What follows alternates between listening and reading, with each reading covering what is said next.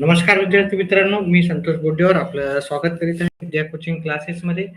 तर आज आपला जो इंग्लिशचा पेपर झालेला आहे त्याची संभावित जी उत्तर आहेत ती आपण आज पाहणार आहोत की याची उत्तरं काय राहिली असतील. ठीक आहे. तर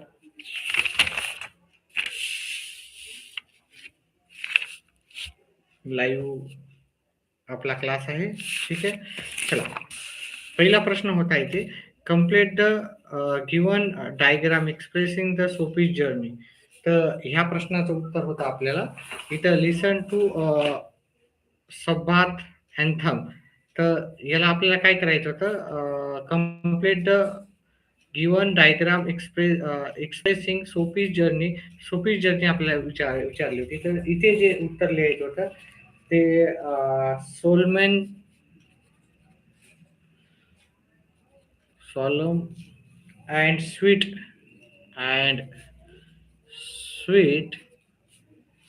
ऑर्गन असं उत्तर लिहायचं होतं, ऑर्गन. आणि त्यानंतर इकडे लिहायचं होतं ही डिसाइडेड टू चेंज. इकडचं उत्तर राहिलं असतं.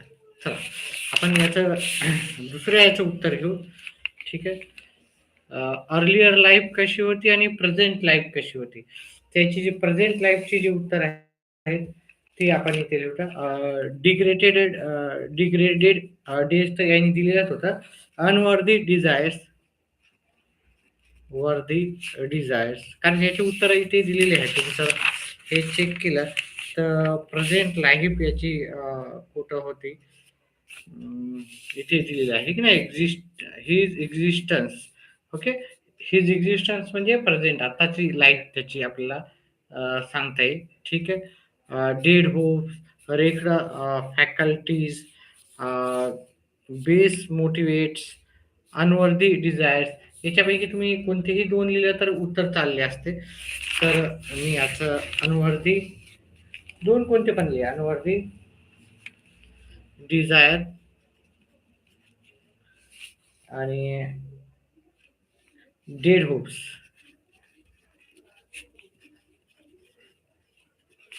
ठीक आहे.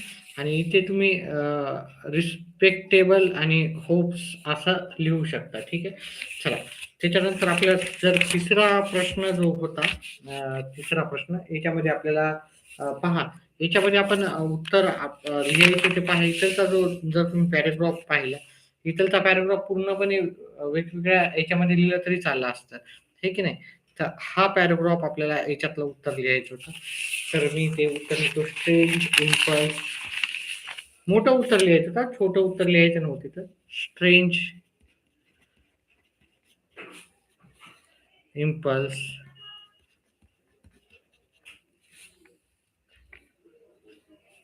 battled with battled with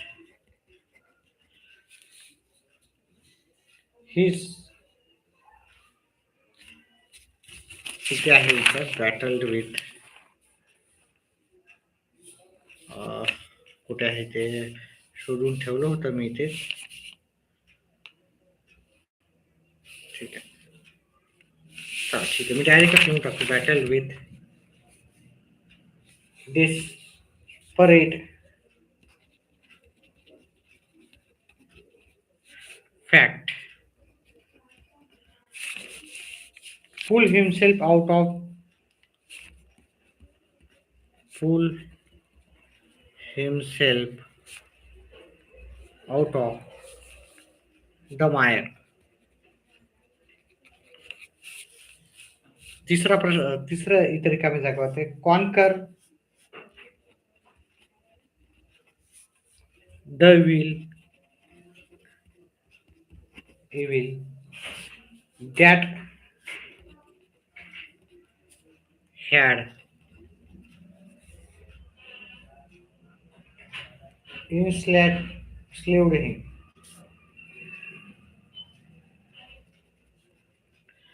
काही उत्तरामध्ये चेंजेस असेल तर तुम्ही तुमचे उत्तर कमेंट बॉक्समध्ये टाकू शकतात. आणि चौथं इथे लिहायचं होतं, रिसरेक्ट हिज ओल्ड,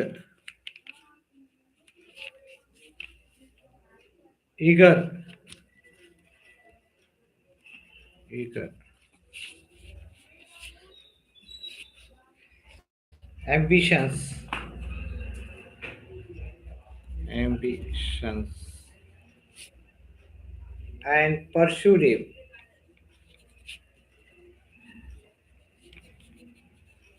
हे त्याचं उत्तर होतं. त्याच्यानंतर पुढचं आपल्याला प्रश्न विचारला होता. हा पर्सनल रिस्पॉन्स होता.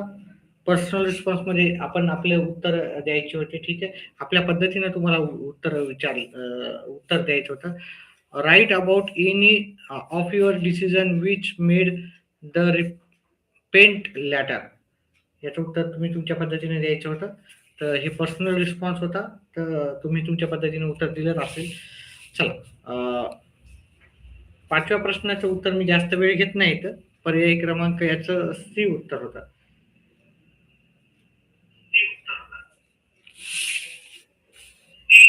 इथे ग्रामर होता आपल्याला. ठीक आहे, ग्रामॅटिकल उत्तर पाहिजे होतं.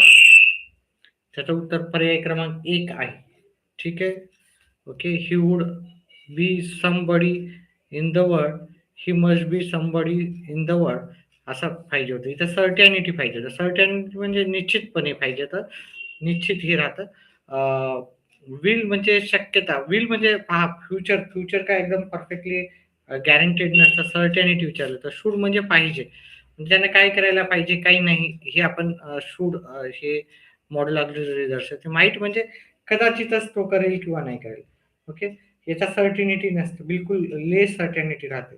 ठीक आहे. तर त्याच्यानंतर आपल्याला पुढं जायचं. डिफीट. डिफीटचा जो अर्थ होता, इथं आपल्याला अँटोनिम्स म्हणजे विरुद्धार्थी विचारलं होतं. विरुद्धार्थी डिफीटचं होतं कॉन्कर. डिफीट म्हणजे आपली हार. डिफीट म्हणजे हार.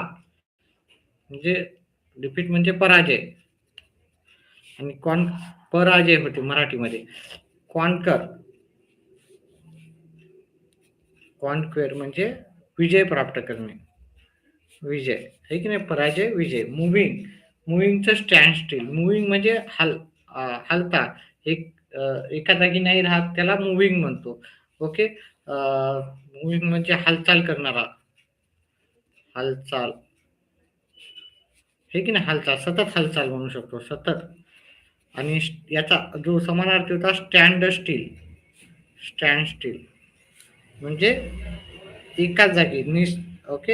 एका जागी हालचाल न करणारा याला म्हणतो हालचाल. हालचाल न करणे. ठीक आहे. हे त्याचं उत्तर होतं. त्याच्यानंतर पुढचा प्रश्न जर आपण पाहिला, इथे काय होतं, डू आय डायरेक्टेड ग्रामर होतं. Choose the correct alternative from the given option showing the correct transformation in passive degree. याचे पॅसिव्ह डिग्री होतं पर्याय क्रमांक 1 होतं याचं उत्तर. ठीक आहे. पर्याय क्रमांक 1.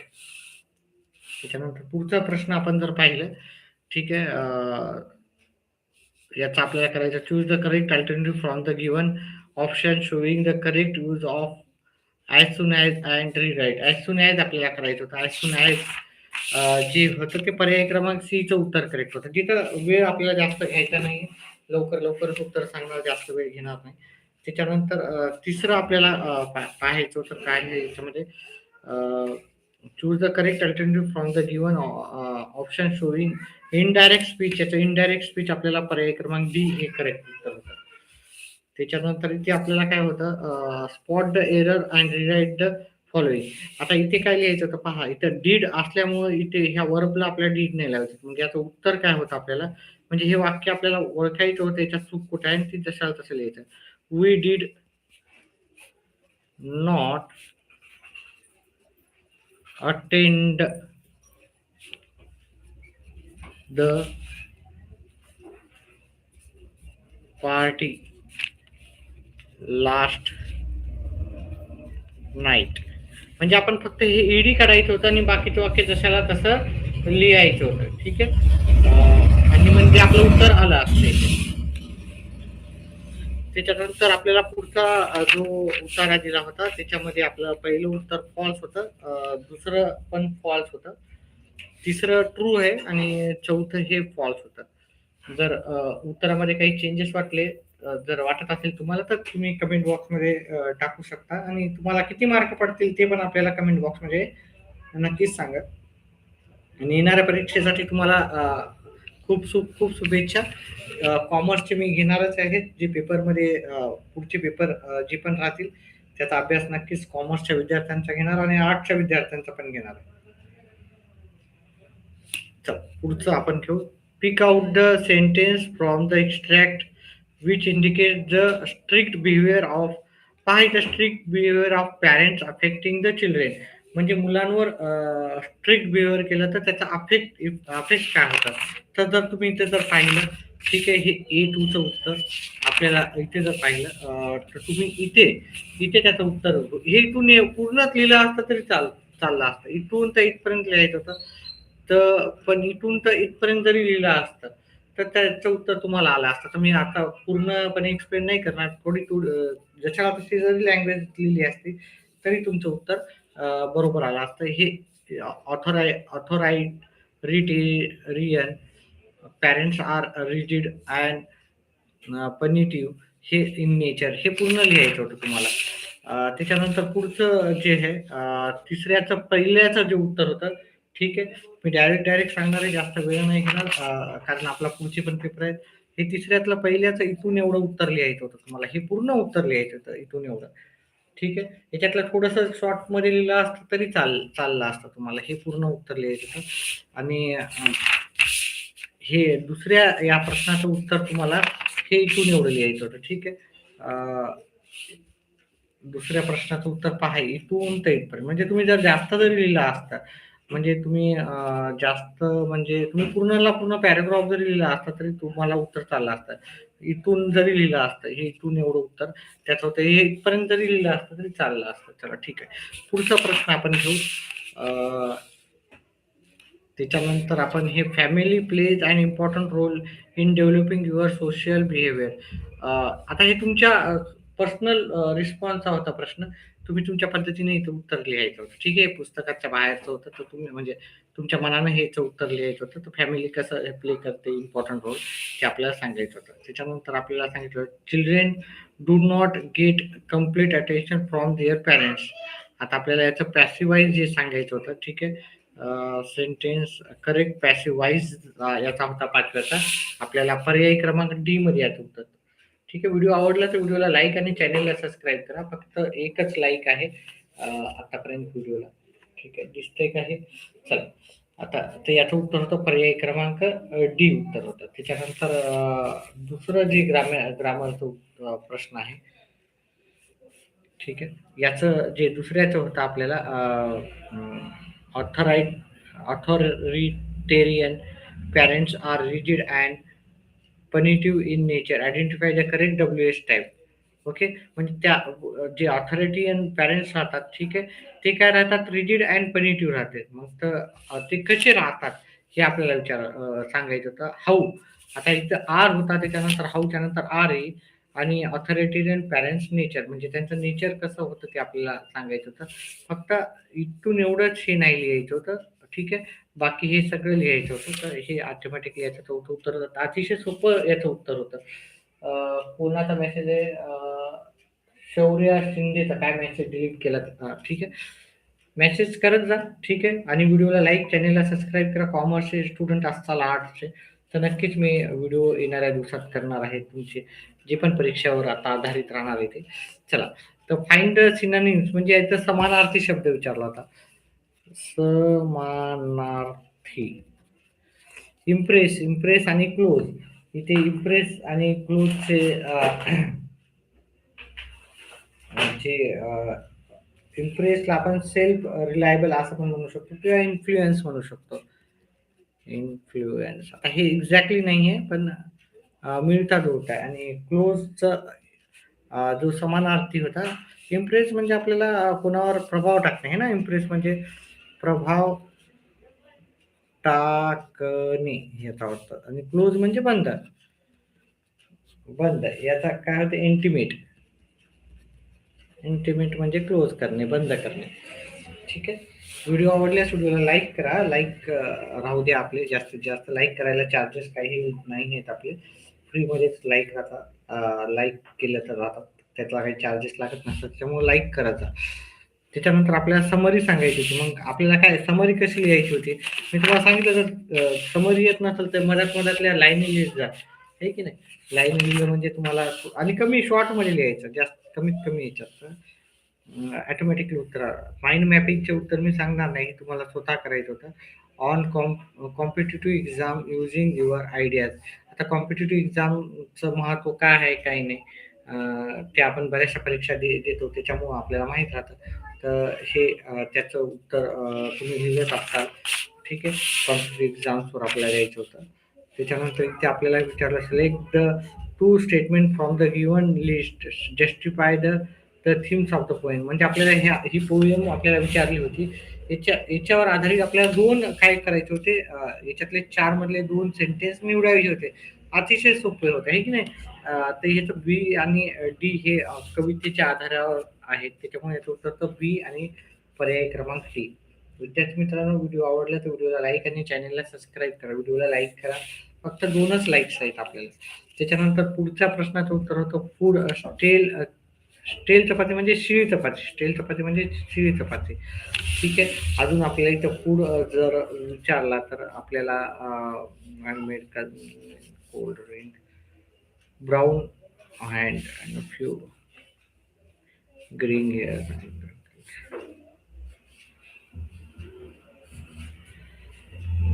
त्याच्यानंतर पुढचा जो प्रश्न होता, रिस्पॉन्स ऑफ द चिल्ड्रेन कसा होता, refuse to share jokes and secret with father, हे त्याचं उत्तर होतं, पुढच्या प्रश्नाचं उत्तर. त्याच्यानंतर पुढचा आपण प्रश्न घेऊ.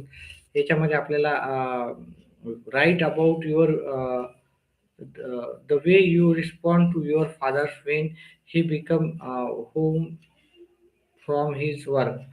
म्हणजे आता आपल्याला आपला पर्सनल रिस्पॉन्स द्यायचा होता, ते आपल्या पद्धतीने तुम्ही तुमच्या पद्धतीने लिहायचा होता. इथं जे होतं, एक रिपिटेशन आहे आणि अलिटरेशन, दोन इथे आपल्याला फिगर ऑफ स्पीच होते, फिगर ऑफ स्पीच ओळखायचं होतं. रिपिटेशन आणि अलिटरेशन दोन्हीपैकी काही लिहिलं तरी चाललं असं, कारण इथं मॅन मॅन आहे, मॅन मॅन रिपीट झालं, त्याच्यामुळं मॅन्स रिपिटेशन्स लिहू शकता. इथं रिपिटेशन अतिशय सोपं होतं, किंवा अलिटरेशन इथे राहिलं असतं. दोन्हीपैकी काही जरी लिहिलं तरी तुम्हाला उत्तर ॲप्रिशिएशन होतं आपलं इथं, ठीक आहे. त्याच्यानंतर आपल्याला पुढचा प्रश्न जे मेन आहे तेच घेणार आहे मी आता इथे उत्तर. इथे ड्राफ्ट व्हर्च्युअल मेसेज, ठीक आहे, मेसेज हे करायचा होता, ते तुम्ही लिहिलात असाल. इथं छोटे छोटे प्रश्न आहेत, तेच घेऊत आपण. आता इथे इंटरव्ह्यू घ्यायचा होता, आहे की नाही. इंटरव्ह्यू नाव कोणाचं तरी एखादं टाकायचं होतं, टाइम द्यायचा होता, ठीक आहे. व्हेन्यू म्हणजे कुठं घेणार आहे ते, ठीक आहे. डेट सांगायची होती, अतिशय सोपं होता. ड्युरेशन किती मिनिटाचा, 30 मिनिटाचा, अशा पद्धतीने तुम्हाला लिहायचं होतं. आणि त्यांना क्वेश्चन कोणते, व्हॉट इज युअर ड्रीम, आहे की नाही, असं what is your mission, vision and mission, असं विचारायचं होतं. What are the your objective, what you did in initial stage, early preparation म्हणजे इनिशियल असं म्हणून लिहू शकतं. Who from whom you got support, हे की नाही. अवॉर्ड अँड म्हणजे तुम्हाला अवॉर्ड कोणते भेटले, तर म्हणजे अतिशय सोपं होतं, जास्त अवघड पेपर नव्हता. ओके, मिक्स टाईपचा पेपर होता, ठीक आहे. बरेचसे ऑप्शन्समध्ये आपल्याला 12वीला येतात, त्याच्यामुळं आता डायरेक्ट मी हे शेवटचंच सांगतोय. पहिल्या ह्या प्रश्नाचं उत्तर होतं पर्याय क्रमांक डी, याचं नॉव्हेल होतं, ठीक आहे. हिस्ट्री ऑफ नॉव्हेल याचं होतं 2000 वर्ष आधी, याचं ई उत्तर होतं. त्याच्यानंतर याचं उत्तर आहे पर्याय क्रमांक बी, याचं उत्तर आहे पर्याय क्रमांक सी, ठीक आहे. त्याच्यानंतर आपल्याला इथं जर उत्तर पाहिले तर इथे लिटल येईल, ठीक आहे. उत्तर इथं क्रिएटिव्ह उत्तर येईल. त्याच्यानंतर हे पिकार येईल. त्याच्यानंतर इथे चौथ्याचं सेटिंग येईल उत्तर, ठीक आहे. तर अशा पद्धतीने बाकी अजून एक होता, write the character of sketch. आता हे प्रश्नाचे उत्तर द्यायचे होते. होप्स की तुम्ही उत्तर लिहिले असतील. जे पण मार्क तुम्हाला भेटणार असतील ह्या परीक्षेच्या मध्ये, ते नक्कीच तुम्ही कमेंट बॉक्समध्ये टाका, ठीक आहे. सध्याच्याला एवढंच. पुढच्या पेपरमध्ये, कॉमर्सच्या पेपरमध्ये जे पण असतील मी नक्कीच तुम्हाला घेऊन येईल. मार्क नक्कीच तुम्ही तुमचे कमेंट